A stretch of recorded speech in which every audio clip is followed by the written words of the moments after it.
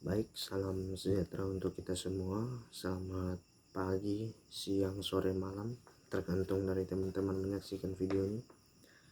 Baik, perkenalkan, nama saya Niko Hotman Parwen Simatupang, NPM 2124210096.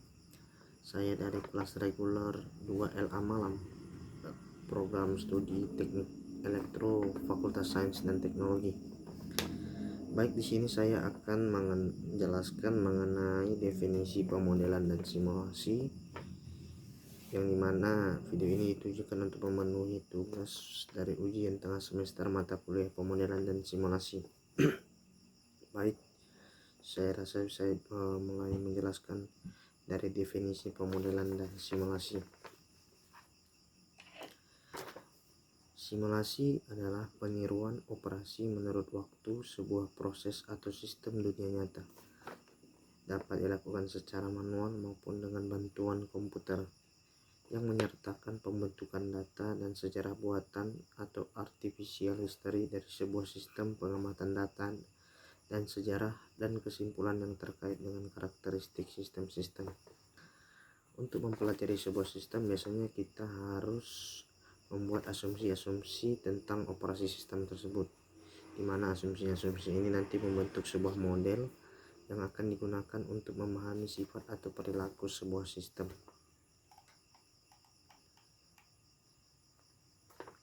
Dalam solusi analitik, jika keterkaitan atau relationship model cukup sederhana sehingga memungkinkan penggunaan metode matematis untuk memperoleh informasi eksak dari sistem. Jika melalui langkah real simulasi, dia mengembangkan sebuah model simulasi dan mengevaluasi model, biasanya dengan menggunakan komputer untuk mengestimasi karakteristik yang diharapkan dari model tersebut. Selanjutnya kita masuk ke model simulasi. Model simulasi itu suatu representasi sederhana dari sebuah sistem atau proses atau teori, bukan dari sistem itu sendiri. Model-model itu tidak harus memiliki seluruh atribut. Mereka disederhanakan, dikontrol, digeneralisasi, atau diidealkan. Untuk sebuah model yang akan digunakan, seluruh sifat-sifatnya relevannya harus ditetapkan dalam suatu cara yang praktis, dinyatakan dalam suatu set deskripsi yang terbatas yang masuk akal atau reasonably. Model simulasi juga sebuah model yang harus divalidasi. Setelah divalidasi, sebuah model dapat digunakan untuk menyelidiki dan memprediksi perilaku-perilaku sistem atau menjawab what if question, untuk mempertajam pemahaman pelatihan prediksi dan evaluasi alternatif. Di mana simulasi cocok digunakan? Biasanya simulasi digunakan untuk mempelajari interaksi internal subsistem yang kompleks, mengamati sifat model dan hasil keluaran akibat perubahan lingkungan luar atau variabel internal. Yang ketiga, meningkatkan kinerja sistem melalui pembangunan atau pembentukan model. Keempat, mengeksperimen desain dan aturan baru sebelum diimplementasikan. Dan yang terakhir yaitu untuk memahami dan memverifikasi solusi analitik. Di mana simulasi tidak cocok digunakan, seperti misalnya jika masalah dapat diselesaikan dengan metode yang sederhana, jadi tidak perlu digunakan pemodelan dan simulasi. Yang kedua, jika masalah dapat diselesaikan secara analitik. Yang ketiga, jika eksperimen langsung lebih mudah dilakukan. Yang keempat, jika biayanya terlalu mahal. Dan yang terakhir, jika sumber daya dan waktu yang tidak tersedia. Bidang-bidang aplikasinya bisa melalui perancangan dan analisis sistem manufacturing, evaluasi persyaratan hardware dan software untuk sistem komputer, evaluasi sistem senjata atau taktik militer yang baru, dan perancangan sistem komunikasi dan message protokol. Sistem dan lingkungan sistem.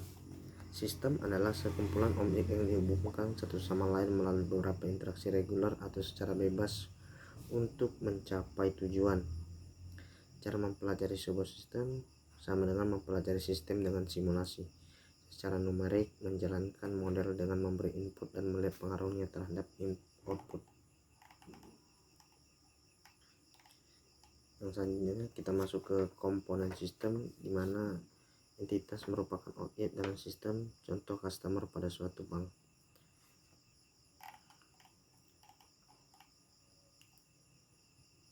Sistem itu ada dua, yaitu sistem discrete dan continue. Sistem discrete yaitu variabel-variabel keadaan hanya berubah pada set titik waktu yang discrete, contohnya customer yang menunggu antrian. Yang kedua itu ada sistem continue, yaitu variabel-variabel berubah secara kontinu menurut waktu, contohnya arus listrik.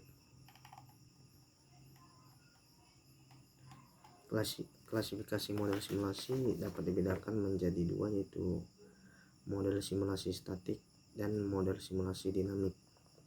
Model simulasi statik representasi sistem pada waktu tertentu. Waktu tidak berperan di sini, contoh model Monte Carlo. Yang kedua itu model dinamik, mempresentasikan sistem dan dalam perubahannya terhadap waktu. Contohnya yaitu sistem konveyor di pabrik.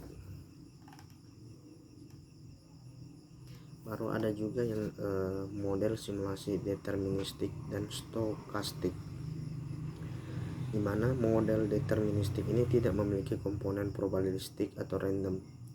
Yang kedua itu model stokastik tidak memiliki komponen input random dan menghasilkan output yang random pula.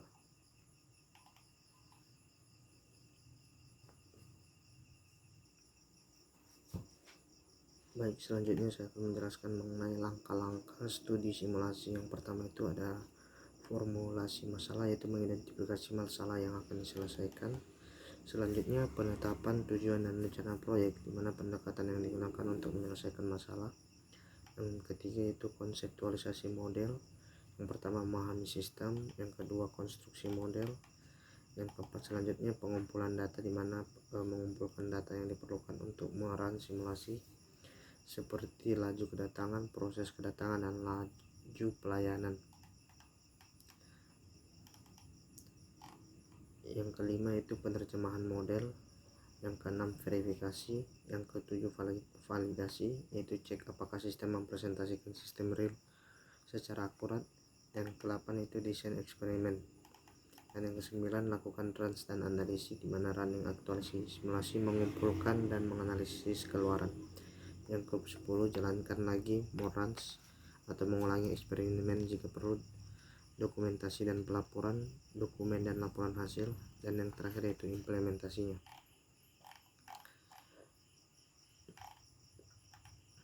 Ada kelebihan dan kekurangannya, yaitu yang pertama sebagian besar sistem real dengan elemen stokastik tidak dapat dideskripsikan secara akurat. Dan yang kedua, simulasi memungkinkan estimasi kinerja sistem yang ada dengan beberapa kondisi yang berbeda. Dan kekurangannya setiap langkah percobaan model simulasi stokastik hanya menghasilkan estimasi dari karakteristik sistem yang sebenarnya. Untuk parameter input tertentu, model analitik lebih valid. Untuk fitur-fitur software simulasi yang dibutuhkan, yaitu membangkitkan bilangan random dari distribusi probabilitas, mengembangkan nilai-nilai random dari distribusi probabilitas tertentu, misalnya eksponensial. Dan yang terakhir itu memajukan waktu simulasi. Baik, sekian dulu yang bisa saya jelaskan mengenai pemodelan dan simulasi. Atas perhatian dan dari teman-teman semua saya ucapkan terima kasih. Mohon maaf bila banyak kesalahan. Terima kasih.